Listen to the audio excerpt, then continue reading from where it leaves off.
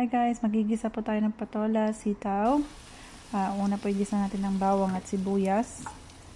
At ilagay natin ng kamatis, sutuin ng konti. Isusunod na natin ang ating sitaw, halo konti. At isusunod natin dito ang patola para magsabay silang maluto. Make sure na ihalo po para ma-absorb yung sibuyas at bawang. Yung lasa ng sibuyas at bawang. Lagyan na rin natin ang asin at paminta dyan. Dagdagan na rin natin ng konting tubig. Ito po yung ating hipon na pansahog. Nalinis na po yan. Halo konti. Tapos tatakpan, lutuin ng 3 to 5 minutes lang para hindi ma-overcook yung ating hipon. Tapos yan na po, luto na po.